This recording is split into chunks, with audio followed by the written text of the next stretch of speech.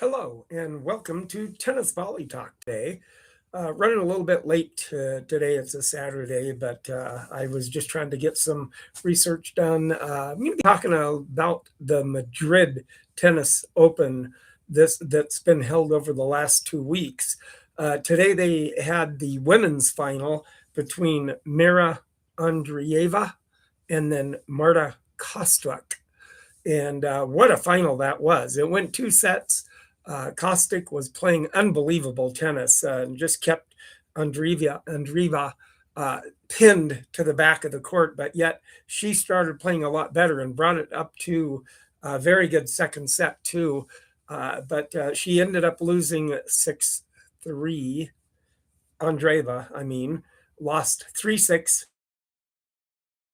Second set was very entertaining and actually take it into the third set at one time, but she didn't pull it off. But Marta Kostyuk was playing some really good tennis. She has not lost on clay this season yet. And she's like on I think a 12-match winning streak on clay. And that hasn't happened since Iga Swiatek has done that. In 2023, I believe it was. So with that in mind, there's also going to be a final with the men's tomorrow. Odds-on favorite Jannik will take on Alexander Zverev, which Jannik has been taking and beating Zverev quite a bit, but Zverev has been playing really well this Madrid tennis over the last 2 weeks. So they're both in the final tomorrow. So what's the odds-on favorite? What do you think? Is it going to be Jannik or Alexander Zverev that will take the title tomorrow in Madrid? Now, also, they do say that in Madrid, it is a higher altitude, which is, they say it's about 400 feet above sea level, but 400 feet, that is almost a mile, as high as 5,280 feet. So that is a higher altitude, and it is thinner, and the ball travels a lot more so in that altitude, kind of about like as high as what Denver is, 5,280 feet. So it still was a very good, entertaining match today with the women, and the ball does seem to go faster and kind of plays more like that red clay there tends to play a little bit more like a hard court almost. It doesn't slow it down as much because the air is thinner and you can hit the ball and it goes through the air faster. So it kind of seems a little bit more like a hard court that way. So, but the next tournament that they're gonna have is gonna be Rome, Italy, Geneva, and Hamburg, Germany, are the next tournaments in line. And then May 23rd to June 7th, then you have the famous Grand Slam French Open at Roland Garros at that time for the 2-week tournament there. So it depends on where everybody ends up being this next coming up week with all those tournaments being played, where some of the players might end up going and taking it from there also. But everybody that is YouTubers, be sure and like, subscribe, and comment if you do like what I'm doing here. And I like doing it for you because I just like having the opportunity to do that also with that. And then also too, with that, you podcasters out there, tune in, listen to the podcast on iHeartRadio. You're going to hear about Racket of the Week coming up pretty soon. So if you want to take a look at the racket, go to my YouTube channel, Tennis Volley Talk, and take a look at it. But with this tournament that just finished, I think it was just a wonderful final today between the two ladies. And then, of all things, too, Marta Kostyuk, she ended up at the as she laid her racket down and went over and shook the umpire's hand, she ended up then doing like a backflip, standing backflip, and amazing. It was really good. What an athlete she is, and she ended up doing a backflip on her win. So that was really cool to watch too. And so it was a very emotional, the emotional ceremony with both players, and even though Mirra ended up losing, then she, was rightly upset because it was one of the 1,000 event that she ended up losing, and she came so close, and both of them played really well, really, really good. But Marta came out with a game plan and stuck to it the whole match, and she just kept playing the whole match that way on that aspect. But with that, it was a very good tournament. And what do you think here coming up on May 23rd when the French Open starts? What are the predictions? Who might be in it? And of course, we do have Carlos Alcaraz that is not in it now. So who's going to step up and be not only with Jannik Sinner being the odds-on favorite in playing in the French Open and maybe winning it, but who might be a close trying to, well, you do have Djokovic that may consider that with Carlos out. He has just as good a chance to be in the final to take on Sinner possibility too.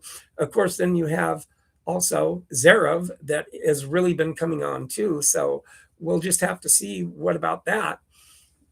And also during the Madrid Open too, we had an American woman that actually was playing really, really well. She took out Aryna Sabalenka, and it was Haley Baptiste.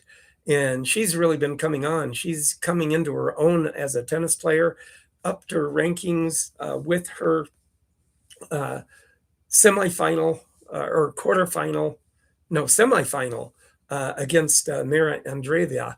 And she ended up losing, but just a stepping stone that she'll get even better. And with that, it was a very, very good tournament for Haley Baptiste also. And with that, the two favorites, Aryna Sabalenka and Alina Rybakina, actually ended up losing throughout in the tournament there in the quarters, and they both lost. So Potapova is one of the ones that Rybakina lost to. She just took a tour, but it was still all a very enjoyable Madrid Open this last 2 weeks. So it was some very good tennis all the way around. So you podcasters out there, like, subscribe, and comment. If you want to take a look at the racket of the week coming up pretty soon, take a look at it on my tennis podcast, Tennis Volley Talk. And for you YouTubers out there, like, subscribe, and comment. I do have a couple of things planned coming up this week and next week with a possibility Zoom. And I will have some people that you might know on. So hopefully it will come about and I can get them on my podcast and see what happens. I think it'll be very interesting to be able to see them and have them interview with them on my podcast. So hopefully that'll happen, and we can see what happens on that respect also. So everybody, like, subscribe, and comment. And you podcasters out there, if you want to, is on iHeart and Spotify for podcasters out there to listen to my podcast, if you want to take a listen to it too. Now, the racket of the week here this week is actually, it's Cortland racket, and Cortland Autograph is what it is. It's for tournament play. There we go. For tournament play. So that's it. And then it has almost has the symbol of, almost the symbol here that has the model in the middle of a V, but that's really actually mainly that model was for Victor Davis rackets, but that almost is kind of like that symbol right there, but it isn't. It just happens to be looks similar to that. And with that too. But anyway, it's a very nice looking racket, very straight, very sturdy racket. You could hit with the racket pretty good. And it's actually Cortland, and Cortland racket actually then the tennis rackets were produced in Cortland, New York by the Cortland Line Company tennis racket division, primarily during the 1950s to the 70s, before the division was sold to Wilson. But before that, it was just actually its own division and made the tennis rackets during that time, from that particular time, like the 50s to the 70s, in that era, with that by the Cortland Company. And then Wilson bought them out eventually, known for their quality. Laminated wood is what they were known for, with the lamination of the layers of the wood on the rackets. That was the primary part of it. And then construction, popular in the vintage models still nowadays, in the special. But this here is the Cortland autograph. So it's kind of a little step above maybe what some of the other models, kind of like I kept the Davis racket itself, was more of the Imperial Deluxe, a little step above the Imperial and stuff like that. So this is probably a little step up from some of the mid-range. It's a mid-range for a racket that they had. Now, also with that, you see these little strings at the top and the bottom of the racket here, in separate strings right there, the little tiny separate strings. That's called trebling. And they were smaller strings on the tennis racket above and below the cross strings right there. Now, they were actually kind of a precursor to string savers back then. And they were done and used from as early as the 1870s all the way to the 1950s, when they then came out with more of the synthetic strings. And then that's whenever they stopped having the strings in between here, and kind of serving as a string saver for back then.